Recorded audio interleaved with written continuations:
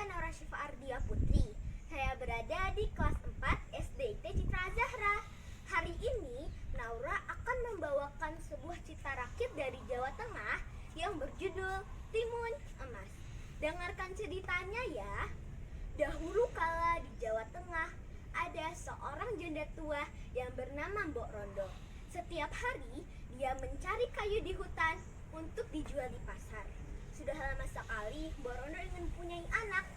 Pada suatu hari, setelah mencari kayu di hutan, dia kelelahan.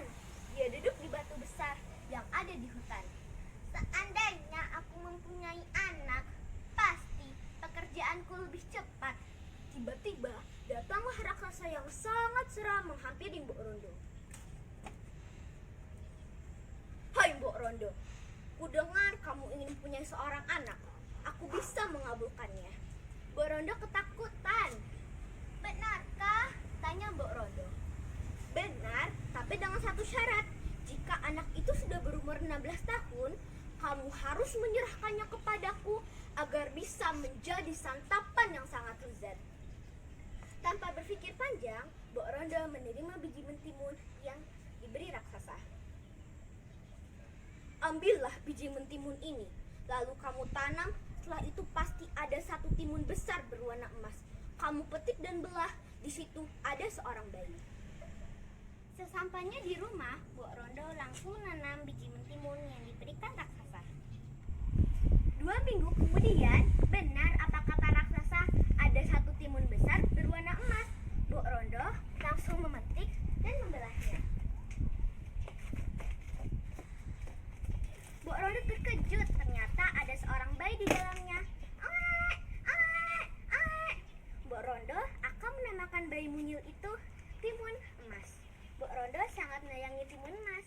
Hari, bulan, dan tahun pun berganti. Timun Emas tumbuh menjadi seorang gadis jelita.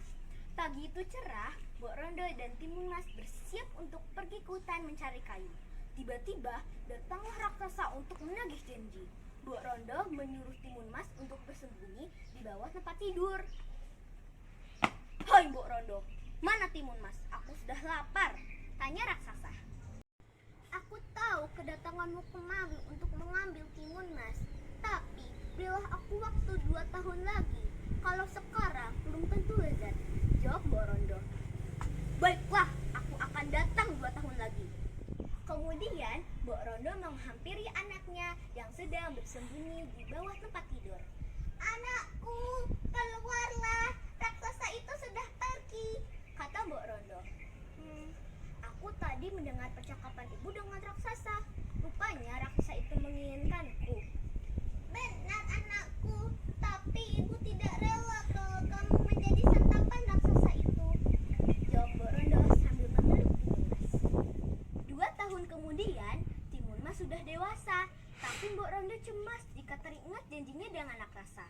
Pada suatu malam, ketika Mbok Rondo sedang tidur, ia bermimpi kalau anaknya disuruh menemui seorang pertapa di Bukit Gandul. Keesokan paginya, Timun Emas pergi ke Bukit Gandul menemui seorang pertapa. Sang pertapa memberikan 4 kantong benda yang berisi biji timun, jarum, garam, dan terasi. Sang pertapa juga menceritakan semua tentang raksasa kepada Timun Emas. Sesampainya di rumah, tiba-tiba raksasa itu datang lagi. Hai Mbok Rondo, mana Timun Emas? Aku sudah lapar. Mbok Rondo berteriak kepada anaknya yang sedang bersembunyi di balik pohon. Larilah nak, sebelum raksasa itu mengejarmu. Timun Emas pun lari. Raksasa itu marah besar. Tapi raksasa itu tetap mengejar Timun Emas. Karena raksasa itu semakin dekat, Timun Emas membuka isi kantong yang berisi biji timun. Sungguh ajaib, biji timun berubah menjadi kebun timun yang sangat luas. Raksasa itu langsung lahap makan. Nyam nyam nyam nyam nyam.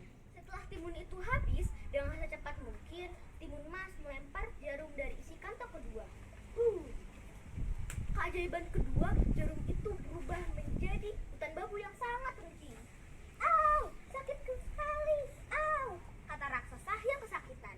Tapi raksasa itu berhasil lalas. Dalam hati Timun Emas, dia menangis dan dia berkata, ya ini. Tapi dia pantang menyerah untuk menyelamatkan diri. Akhirnya, dia membuka garam dari isi kantong yang ketiga.